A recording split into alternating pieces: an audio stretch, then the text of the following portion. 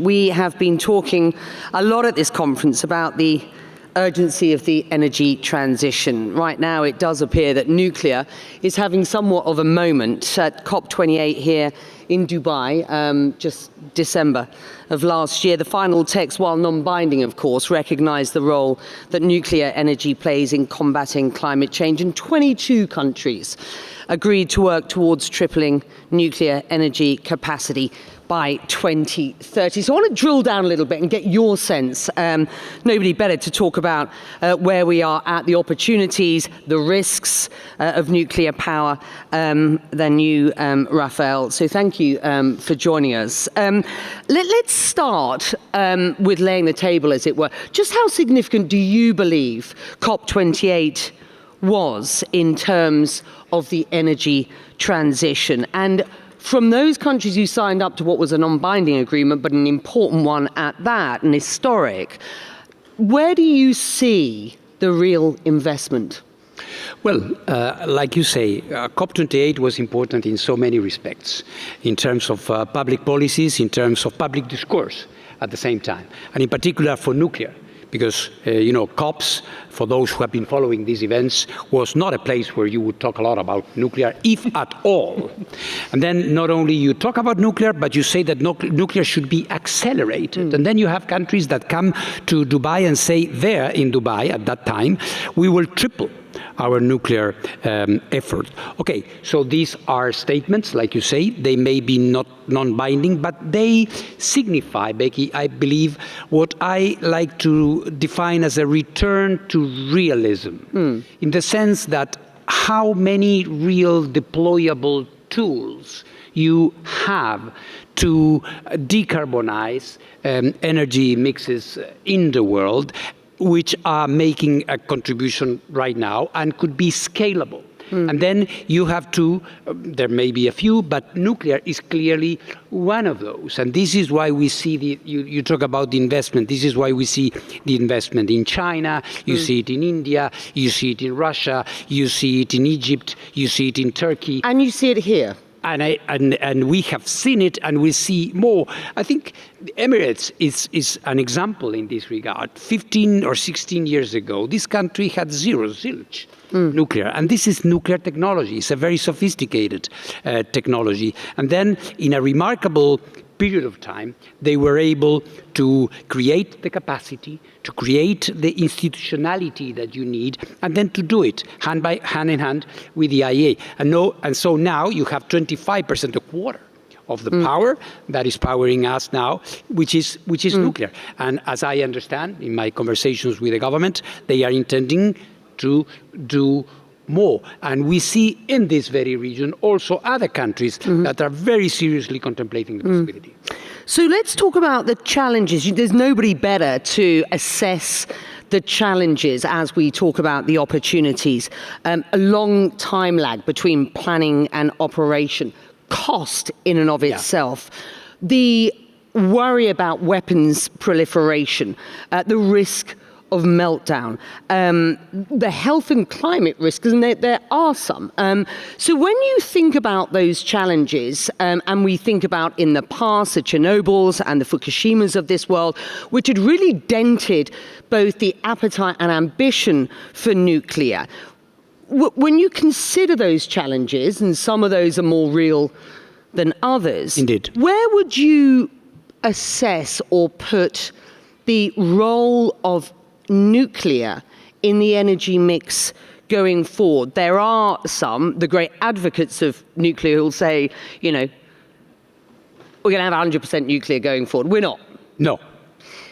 There are others who are much more realistic, who will say, let's consider nuclear as a 20%, a portion in the... That is rather closer to the mark. Right. Because nuclear is more of a base load kind of energy. It's the energy that will give your mix stability and continuity. Basically, you have a nuclear power reactor, you have energy for 100 years, more or less 70, 80 at the current levels that we are having. So nuclear energy does not have an aspiration to be a dominant, but is a stabilizing articulator in an intelligent, integrated energy mix. Let's talk about some of those challenges then. Let me talk about the first two, because I think they're important if we are to see at least perhaps a 20% mix globally going forward.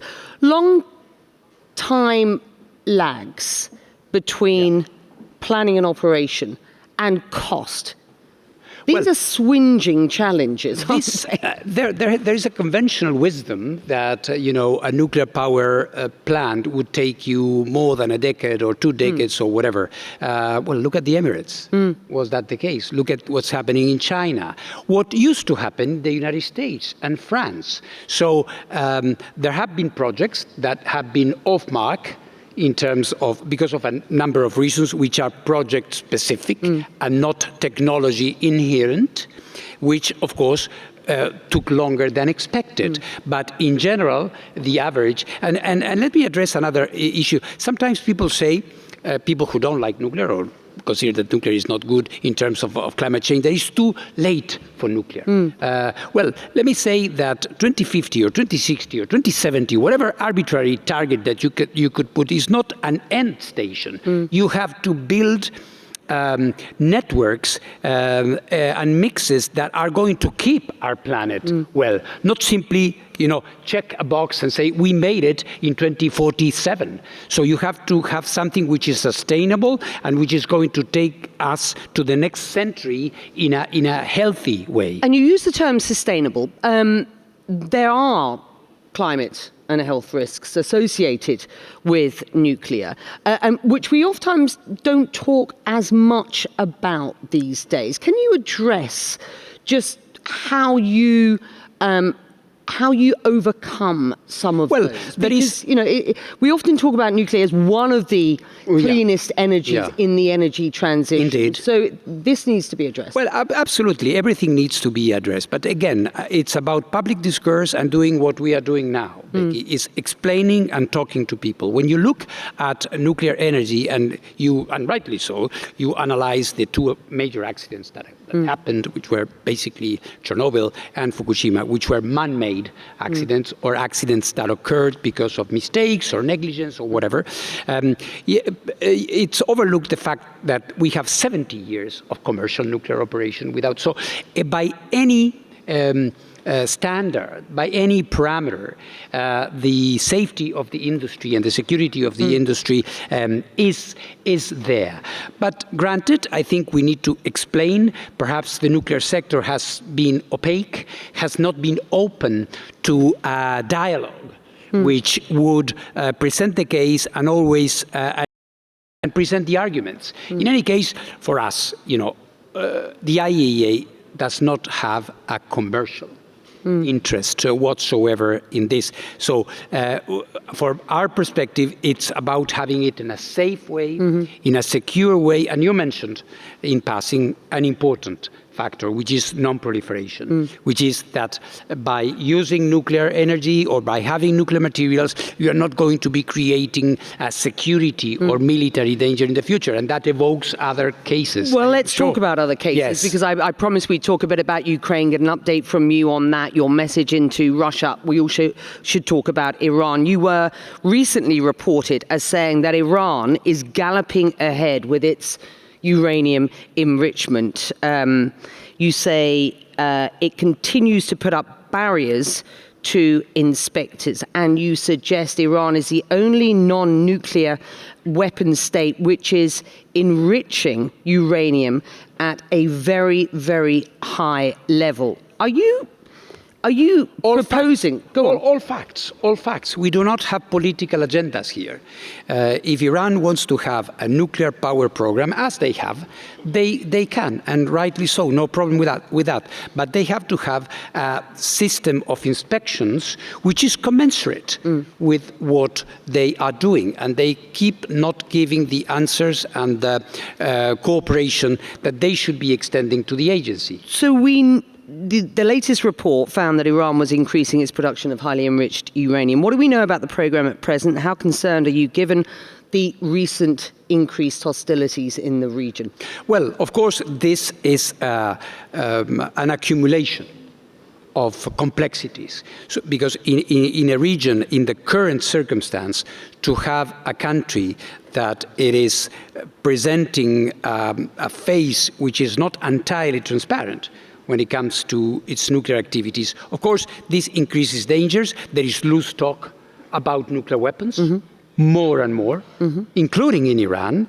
Recently, a very high official said, in fact, we have everything. It's disassembled. Well, please let me know, what do you have? Because you are an NPT, Non-Proliferation Treaty party, so you're not supposed ever, by your own decision, to have nuclear weapons. We see this in this country. We see this in other countries as well. So I believe that the nuclear factor should be always within the well-established rules that apply to the vast majority of the 30-something countries that use nuclear energy without any problem. Is this talk of nuclear weapons, is it being normalized? Because it is an incredulous narrative. Yes, it's a good point. Appears to be more credulous at this point. That's the danger, Becky. That's the danger, that we normalize, that we get used to hearing these things.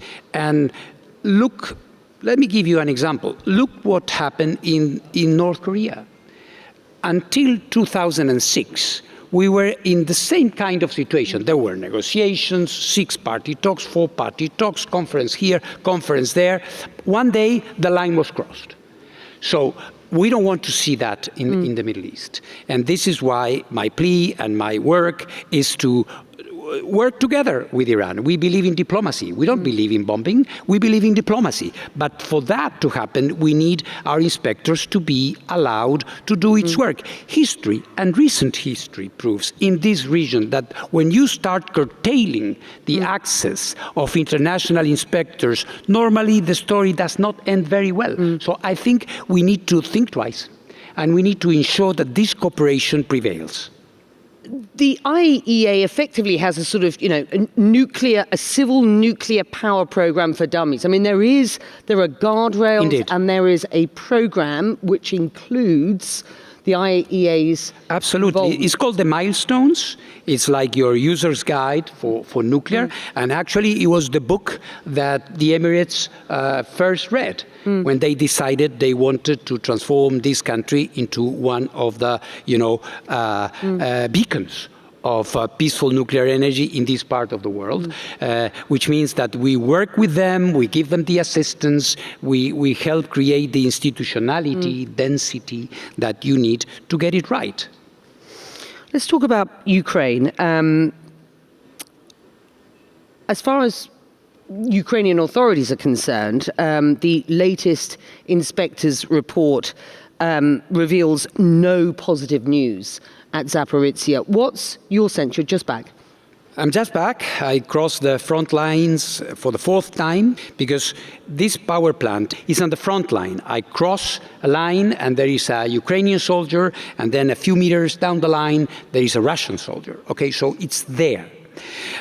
So, of course, the volatility, the fragility of the whole thing is huge. So we, in a way, imposed, if I can use the word, being a head of an international organization, I should never say that, but in a certain sense, we thrust ourselves, we plunged into the conflict, and now we have a permanent presence there, which is in and by itself a deterrent of sorts. People know, whomever this would be, that the international community is there. We are providing technical support, and most importantly, like you do, we are informing.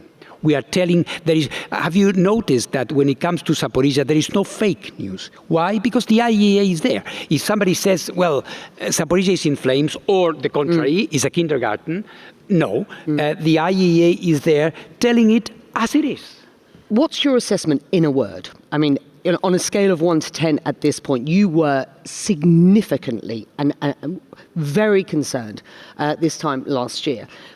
Where do you stand on that? You know what the problem is with Zaporizhzhia? You go to Zaporizhzhia on a sunny day and you believe that you are in a nuclear power plant here in Baraka. Everything is apparently calm. But then the next hour you can have a drone coming and attack. I can be 0, I can be 10 within minutes. You're on your way at some point to Russia. What Yes. will your message be there? My message is cooperate with the IAEA. Remember that it's only working with us, avoiding a nuclear accident, that we will all benefit, because no one, whichever side of the conflict you are sitting, will benefit from a nuclear accident. And this is why I'm going to Russia. I will speak to President Putin, as I did last year. And this dialogue should continue. At the end of the day, it's about dialogue. And I want to finish this on a positive note. The IAEA is an organisation that's been around for, some 70 years. Yes. As we started this conversation about powering the future and discussed pathways to sustainable global change, which very definitely at this point includes the nuclear file. What's your message to this audience? The message is that we are, in spite of all the challenges that we have discussed just now, I think nuclear is part of the mitigation of the real problem. And let me mention something we did not touch upon. Nuclear is also, and we are doing that, is about nuclear medicine, fighting cancer, radiotherapy in Africa, atoms for food, protecting, creating drought-resisting crops, managing water. So we hope to be, as I said, a force for good.